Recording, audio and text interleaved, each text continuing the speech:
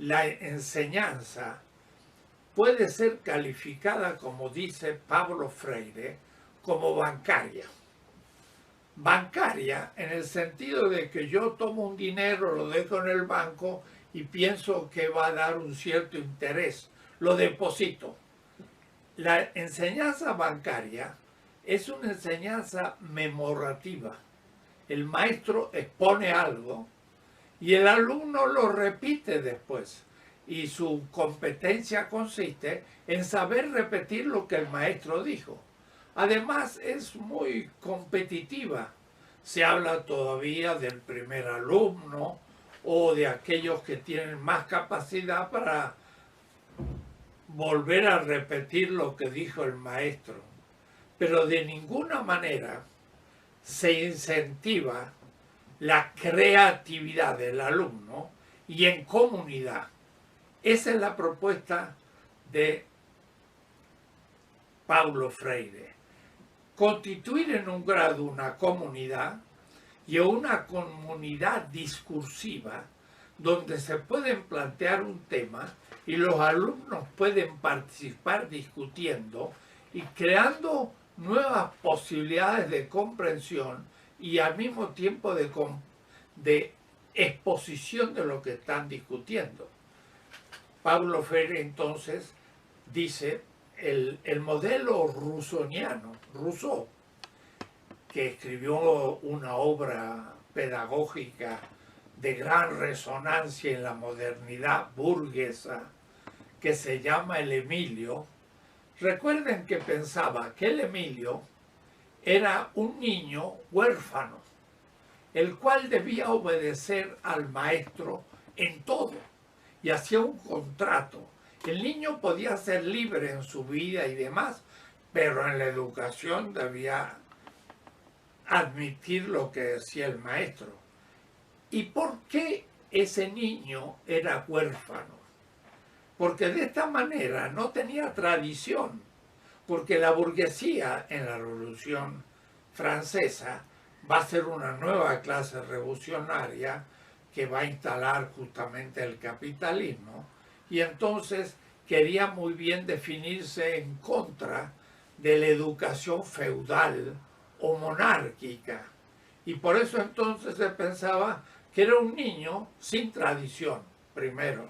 Segundo, era un niño individual, al cual el maestro le enseñaba y el niño tenía entonces la obligación de repetir lo que el maestro iba diciendo, no creativamente. Paulo Freire propone justamente otro tipo de enseñanza, donde el sujeto no sea un individuo huérfano, sino una comunidad. Y como Paulo Freire trabajó mucho en los niveles populares del nordeste del Brasil, era justamente en medio de niños y de jóvenes de clase más bien proletaria, periférica, y que les ponía en común a discutir, a descubrir los temas y entender el problema desde su causa, viendo sus efectos y haciéndose cargo, de tal manera que el niño era muy activo, no repetía un conocimiento memorístico, sino que debía crear la solución a situaciones concretas.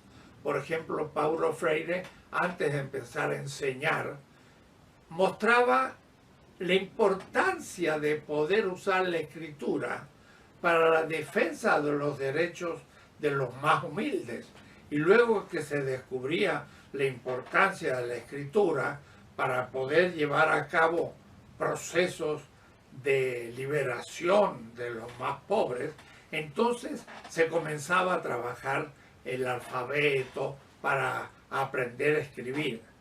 Pero él, por ejemplo, ponía una foto de un gran edificio del centro de la ciudad y junto a eso, pues, el pequeño ranchito de la favela donde los niños estaban estudiando y preguntaba por qué esa diferencia entre una gran casa lujosa y esta pequeña doméstica casita humilde y pobre donde vivimos nosotros los que estamos queriendo educarnos. Y entonces los niños empezaban a discutir, descubrir por qué había ricos, por qué había pobres, por qué había injusticia, y en eso iba consistiendo la educación. La educación era comunitaria, era dialogal, era crítica con respecto al medio económico, político, cultural y creativa. Mire, y hablando de creación, se me ocurre recordar un ejemplo que no es latinoamericano, sino norteamericano.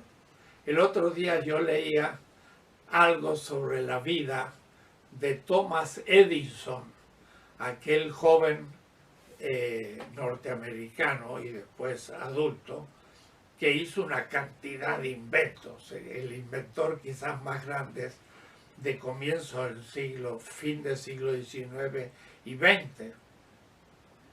Miren la anécdota. La madre un día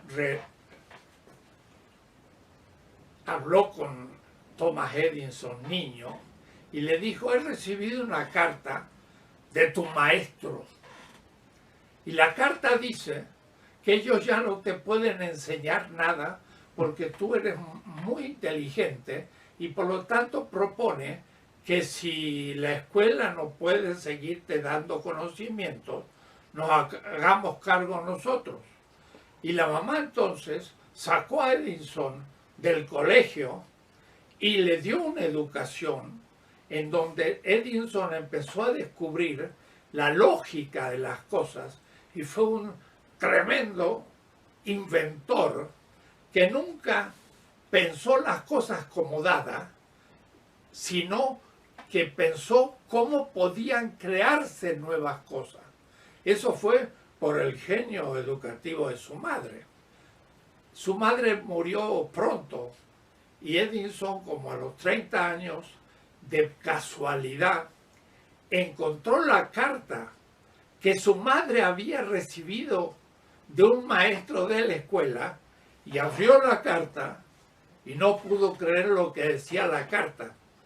La carta no decía que Edison era muy inteligente y por eso había que sacarlo de la escuela para hacerle una educación especial, sino que decía que Edison, Thomas, era un niño que no captaba nada y la escuela no podía enseñarle y por lo tanto lo estaban echando de la escuela.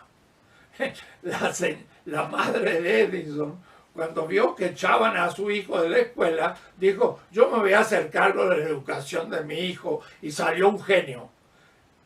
¿Por qué Edison, Tomás, se aburría en el colegio? Simplemente porque era una enseñanza bancaria que no promovía la invención de nuevo conocimiento. Eso es lo que nos pasa a nosotros en América Latina. Es una metodología tradicional, pero no tradicionalista, que hace repetir cosas y que los niños no encuentran su lógica y por eso entonces se aburren y no logran después ser activos en la vida. O es decir, son preparados para en una máquina apretar un botón, pero no son capaces de repensar la máquina para hacer una nueva máquina.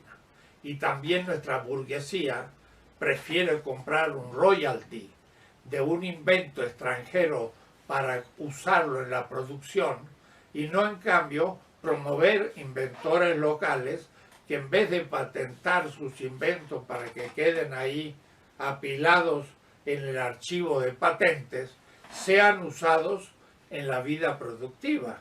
Porque aún nuestra burguesía no usa para nada una inteligencia creativa.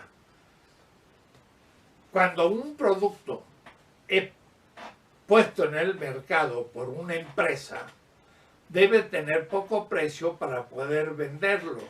Pero en América Latina, para bajar el precio, lo que se hace es bajar el salario del obrero, y por eso el obrero es muy pobre. En un país donde hubiera una pedagogía creativa, el producto podría venderse más barato en el mercado, no bajando el salario del obrero, sino inventando nueva tecnología.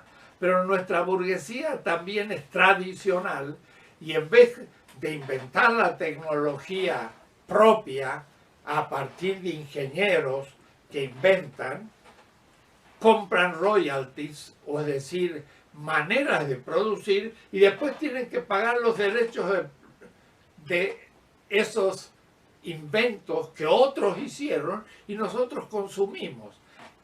Ese tipo de pasividad que toma la realidad no como invento y creación es fruto de una pedagogía pasiva, dominadora. Ahora, ese es el primer aspecto. Un segundo tema que desearía plantear no es tanto la metodología de la enseñanza, sino el contenido. Y justamente estaba indicando cómo en Latinoamérica los contenidos de la enseñanza son, así le llamamos, eurocéntricos.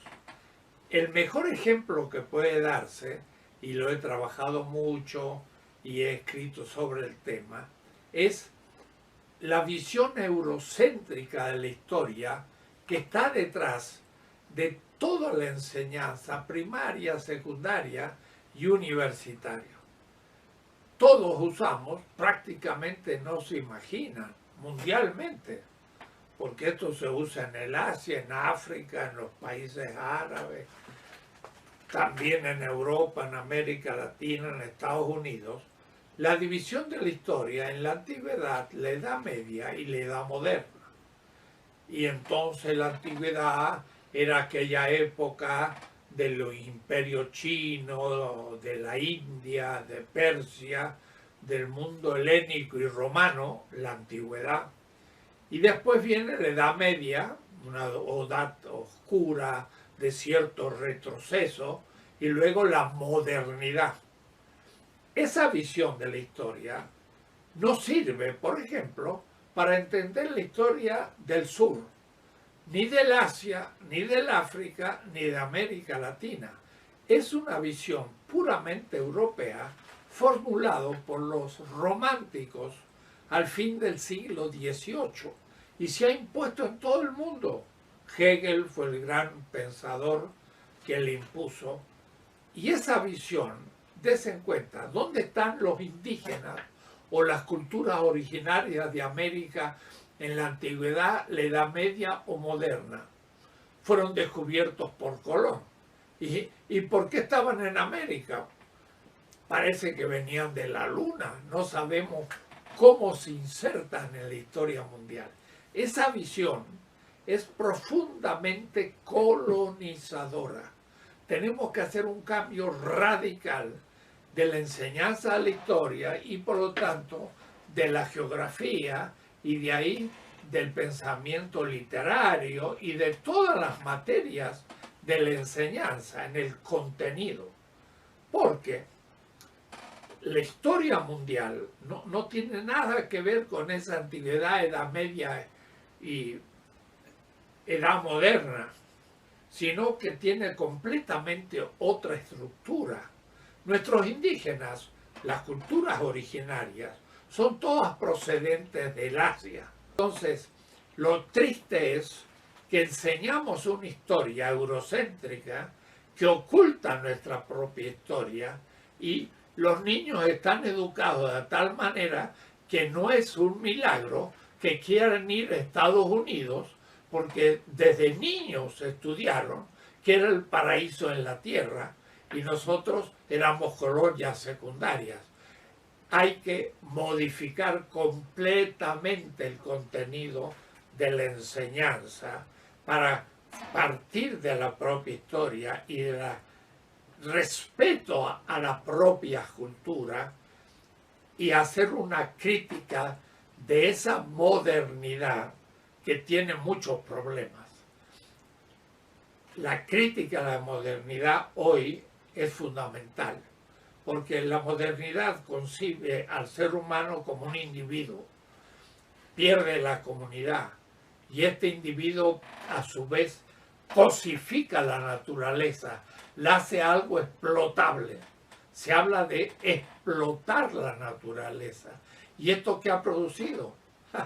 Ha producido nada menos que la destrucción de las posibilidades de la existencia y el crecimiento de la vida en la Tierra. Y no hablo de la vida humana, estoy hablando de la vida vegetal y de la vida animal, dentro de la cual la humanidad nació y que supone la existencia de la vida vegetal y animal para poder ser viviente. O es decir, el tema ecológico no es un tema secundario, es un tema absolutamente central en este momento, que nos vamos acercando a la destrucción de la vida en la Tierra, y eso es un suicidio colectivo absoluto. Es extraordinario que hace más de un mes los niños, una sueca, haya producido una primera como huelga universal de los niños, que se levanta contra los adultos para decirles que les van a dejar una tierra destruida.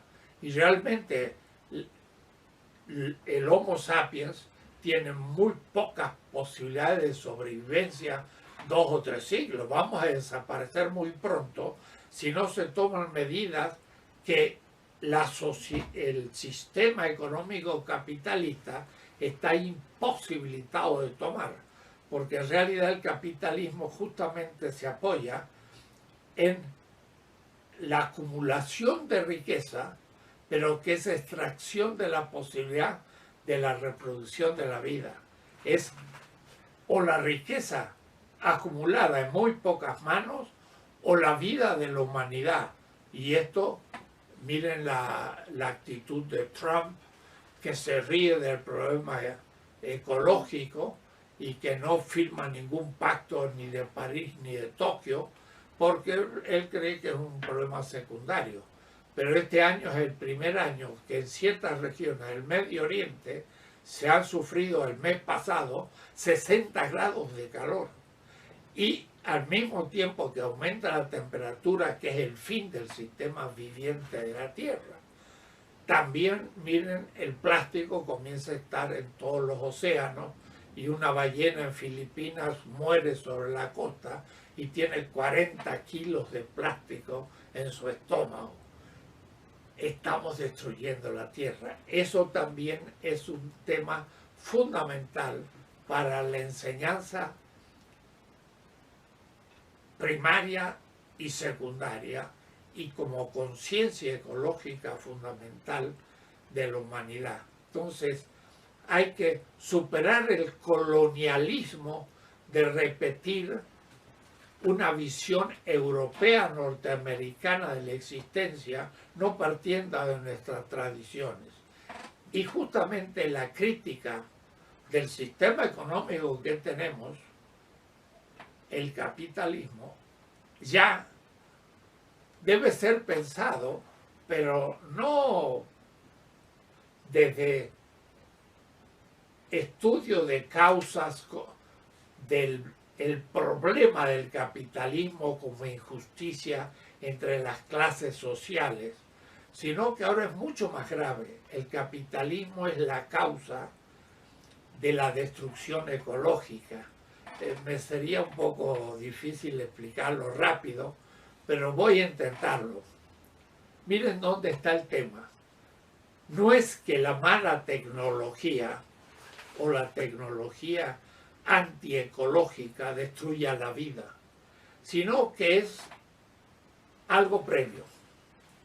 Para disminuir el precio de un producto en el mercado tiene que producirse con menos valor, o es decir, con menos tiempo de trabajo.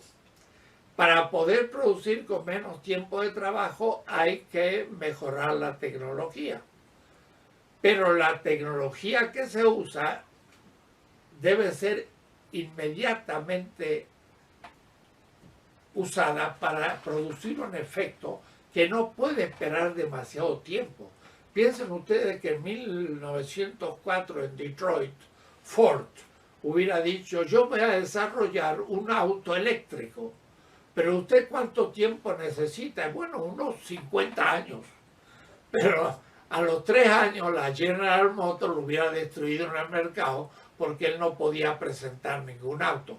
Él tenía que el año siguiente presentar un auto que quemaba petróleo, que es primero una energía valiosísima producida por la Tierra, y al mismo tiempo no es renovable, quiere decir que la vamos a destruir en poco tiempo, pero también contamina toda la atmósfera.